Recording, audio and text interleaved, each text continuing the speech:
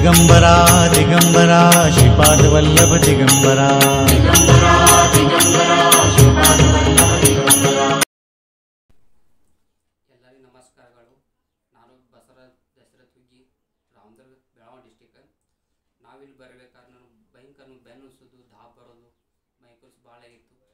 ಇಲ್ಲಿ ಬರ್ಬೇಕಾದ್ರೆ ಭಾಳ ತ್ರಾಸಾಗಿತ್ತು ನನಗೆ. ಆಮೇಲೆ ಬಂದಿಂದ ಎಲ್ಲ ನಾಮಸ್ಮರ ಮಾಡಿ ಅಭಿಷೇಕ ಮಾಡಿ ದತ್ತಾತ್ರೇಯ ಇರ್ತದೆ.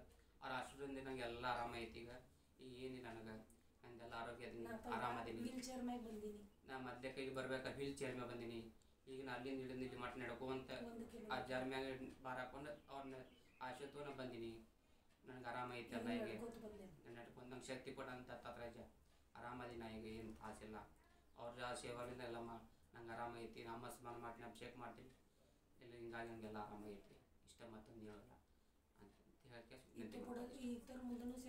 ನಾ ಇದ್ರ ಮುಂದೂ ಸೇವೆ ಮಾಡ್ಕೊಂತ ಹೋಗ್ತೀನಿ.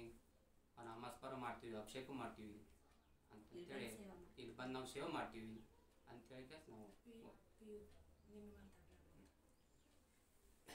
बसवराज दशरथ हुग्गी, राहणारे रामदुर्ग, जिल्हा बेळगाव. यांना खूप त्रास होता था अगोदर. त्यांच्या घरामध्ये दुकानामध्ये खूप त्रास होत होता. नंतर त्यांनी दत्त महाराजांच्या मार्गवर चालले, त्यांचं नामस्मरण केले. रोज नामस्मरण न चुकता करत अभिषेक पण चालू केले. पण एवढा 2-3 महिन्यामध्ये एवढं फरक पडला. 3 महिने अगोदर आम्ही ह्यांना व्हीलचेअरवर घेऊन आलो होतो. आज त्यांनी महाराजांच्या भरोश्यावर म्हणजे त्यांच्यावर टाकून चालत आले. इतकं व्यवस्थित झाले, त्यांना काही आता त्रास वाटत नाही. खूप आराम वाटते. यापुढेही त्यांनी नामस्मरण नामस्मरण घेत अभिषेक करत पुरं चालू ठेवणार आहेत. तसं तुम्ही पण, तुम्हाला काही व्याधी असेल तर ह्या मार्गाने चालायला हरकत नाही. यांना ह्या मार्गाबद्दल, मोरामधल्या मार्गाबद्दल कसं समजलं? हा जो मोराळ गाव आहे, ॲक्च्युली आम्हाला काही माहीत नव्हतं. पण आमच्या पाहुण्यांकडून आम्हाला समजलं की असं ठिकाण आहे. आम्ही त्यांच्या म्हणण्याप्रमाणे वागत करत गेलो नामस्मरण वगैरे. नंतर इथं तिसऱ्यांदा आम्ही आलो आहे. पण आम्हाला इथं बरंचपैकी वाटलं.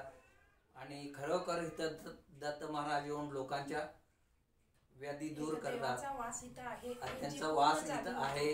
प्रत्येक गुरुवारी त्यांनी इथं लोकांची मदत करतात. हे जिवंत उदाहरण आहेत. हे आमचे जवळ असून ह्यांना बघून इतकं आम्हाला वाटते की ह्यांनी डॉक्टरचे नादी लागले तर ह्यांनी काय आमच्या हाताला लागत नव्हते. पण हे दत्त महाराजांच्या नादी लागलो, त्याच्यामुळे खूप आम्हाला मोराच्या कृपानं आम्हाला बरं झालंय. पूर्णपणे बरं झालेलं आहे. आणि तुम्ही यांच्या भाषेत इथे याने बघताना हे काय सांगू इच्छितात भविष्यामध्ये? ಇಲ್ಲಿ ಬರೋ ಭಕ್ತರಿಗೆ ಏನು ಹೇಳ್ತೀರಿ? ಬರ್ರಿ ಇಲ್ಲಿ ಇದನ್ನು ಲಾಭ ಪಡ್ಕೊರಿ ಅಂತ.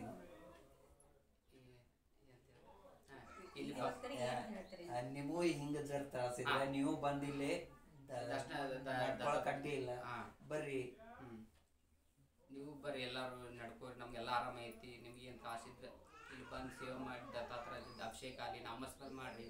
ನಿಮ್ಗೆಲ್ಲ ಆರಾಮಾಗತ್ತಿ, ಆರಾಮಿರ್ತೀರಿ. ಎಲ್ಲ ಚಲೋ ಆಗತ್ತಿ. ನಮಗೆಲ್ಲ ಚಲೋ ಐತೆ ಅಂತ ಹೇಳತ್ತೀವಿ. ಎಲ್ಲ ಆರಾಮೈತೆ ಅಂತೆಲ್ಲ ಮಾಡಿರಿ ಅಂತ ಹೇಳ್ತೀವಿ. ಇಷ್ಟ काय म्हणायला सांगा? तुमच्या काही लोकांना काही त्रास असेल तर तुम्ही पण ह्या मार्गामध्ये या. इथं मुरवाळमध्ये या, नामस्मरण करा. हे त्याच्या अभिषेक करा. त्याच्यामुळे तुम्हालाही खूप बरं वाटेल, खूप आराम वाटेल. आणि या इकडं. तुम्हाला आपले शिवदत्त महाराज, जे दत्त महाराजाचा अवतार आहेत, त्यांच्याबद्दल तुम्हाला काय प्रचिती आली? हा, खरोखरच दत्त महाराज जे आहेत, आजपर्यंत आम्ही फोटोमध्ये किंवा हे बघत होतो. पण इथं आलं की एक दत्त महाराज, शिवदत्त महाराज खरोखर महाराज आहेत. त्यांच्या दर्शन घ्या तुम्ही. मोराळ म्हणजे खरोखर एक दुःखी आणि पीडित जे काही लोक आहेत, त्यातून बाहेर निघण्याचा सोपा मार्ग म्हणजे मोराळ. आणि यामध्ये माझ्या मुलाला ज्यावेळेला बरं नव्हतं, त्या मी हा मार्ग स्वीकारला. त्यातून मरणाच्या दारात गेलेला माझा मुलगा जिवंत झालेला आहे. त्याच्यानंतर आता तो पूर्ण ज्या सुस्थितीत होता पहिला त्याप्रमाणे झाला. मुलगी माझी आजारी होती ती पण बरी झाली. त्याच्यानंतर मी हे बदामी जवळच्या रामदूर गावचे हे आमचे पाहुणे आहेत, त्यांना पण त्यांच्या व्यथा बघून मी ह्या मार्गात घेऊन आलो. त्यांना दत्त महाराज हे कोण हे त्यांना माहीत नव्हतं. ते सगळं दाखवून सेवा सांगून दत्त महाराज हे त्रिमूर्ती अवतार आहेत हे फोटो दाखवून त्यांना सेवा मार्ग सांगितला आणि त्या सेवा मार्गाप्रमाणे ते सगळं करत आले. ते पण आता 50% बरे झालेले आहेत. खाल्लेलं अन्नसुद्धा त्यांना पचत नव्हतं. घरात अगदी सगळं त्यांची दाणापाणीची व्यवस्था सगळी पूर्णपणे बंद झालेली अशी अवस्था अजूनसुद्धा आहे त्यांची. ह्या मार्गात घेऊन आलो. त्याच्यानंतर त्यांचे एक एक मार्ग खरोखर गुरुवारी सगळी मार्ग त्यांची अडलेली कामं व्हायला लागलेली आहेत. आणि ज्याप्रमाणे हवा दिसत नाही त्याप्रमाणे देव दिसत नाही. खरं त्या देवाच्या काठीला आवाज नसतो ह्याचं उदाहरण मात्र मोराळमध्ये. ज्या वेळेला शिवदत्त महाराज येतात त्यावेळेला ज्या काही शक्त्या ओरडतात आणि दंगा घालतात त्यावरूनच ओळखतंय की फक्त दत्त महाराजांची उपस्थिती इथं झाली तर काय अवस्था होती ते ह्यावरूनच आपण देव ओळखायचा. मोराळमध्ये या, देव काय आहेत ते इथं पाहून जा. आणि अजून जे लोक असतात इथं न येता काही कमेंट करतात किंवा काय बोलतात त्यांना तुम्ही काय सांगाल थोडक्यात? देवाला बोलण्याला शब्दच नाहीत. मोराळ क्षेत्राबद्दल बोलतात जी लोक, मोराळ क्षेत्राबद्दल वाईट कमेंट करतात किंवा अशा काही नको त्या गोष्टी बोलतात त्यांच्याबद्दल तुम्ही काय सांगाल? त्यांना तुम्ही काय संदेश द्याल? ज्या माणसाला देव ओळखण्याची बुद्धी नाही त्या माणसाला आपण काय सांगू शकणार आहे? देव जर बघायचा असेल तर मोराळमध्ये या आणि प्रत्यक्ष अनुभव घ्या. देवाची उपासना करायसाठी आपल्याला वर्ष जात आहे, आयुष्य जात आहे आणि त्यानंतर आपल्याला देवाची प्रचिती. मोराळमध्ये तसं नाही आहे. क्षणार्धात आपण नामस्मरण केल्यानंतर शिवदत्त महाराज ज्या वेळेला हजर होतात त्यावेळेला जे काय तिथं वातावरण तयार होते ते फक्त आपल्या इथं देव आहे ह्याची अनुभूती देते. दुसरं कुठलंही काही जरी कमेंट केलं तरी तिथं देवाचं देव पण कधीही कमी पडत नाही. एवढंच आम्ही सांगू शकतोय.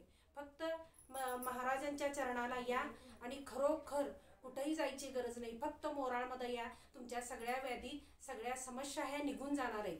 कुणी काहीही कमेंट करू, फक्त इथं एकदा येऊन दर्शन घेऊन जा आणि महाराजांच्या अनुभूतीचा तुम्ही सगळ्यांनी अनुभव घ्या आणि आमच्यासारख्या कमेंट तुम्ही पण द्या. प्रत्यक्ष अनुभव घ्या मग बोला. श्री गुरुदेव दत्त. गुरुदेव दत्त. श्री दत्त देवस्थान ट्रस्ट मोराळे पेड यांच्याकडून सूचना. देवस्थानच्या व भक्ती मार्गाबद्दल अधिक माहिती जाणून घेण्यासाठी पुढे दिलेल्या कोणत्याही मोबाईल नंबरवरती कॉल किंवा व्हॉट्सअप मेसेज आपण करू शकता. दत्त देवस्थान मोराळे यांच्याकडून एक विनंती. फोन करण्याची वेळ गुरुवार व्यतिरिक्त. गुरुवारी सर्व सेवेकरी भक्त मंदिरात सेवेला असल्यामुळे इतर दिवशी सकाळी 11 ते सायंकाळी 6 पर्यंत राहील. त्यामुळे इतर वेळी फोन करू नयेही आपणास विनंती. परमपूज्य गुरुवारी काका किंवा परमपूज्य बंडूदादा यांच्याशी बोलण्याचा हट्ट धरू नये. आपले सर्व सेवेकरी जी अनमोल माहिती देतील ती माहितीचे पालन करावे, कारण ती सर्व माहिती काका व दादा यांच्या मार्फतच सेवेकऱ्यांना दिली जाते. सर्व सेवेकरी आपल्या वेळेतून वेळ काढून तुमच्याशी बोलत असतात, त्यामुळे त्यांचा जास्त वेळ घेऊ नये. रात्री अपरात्री फोन करू नये ही विनंती. आपले अनमोल सहकार्य लाभेल ही अपेक्षा. श्री गुरुदेव दत्त. शिवदत्त महाराज की जय.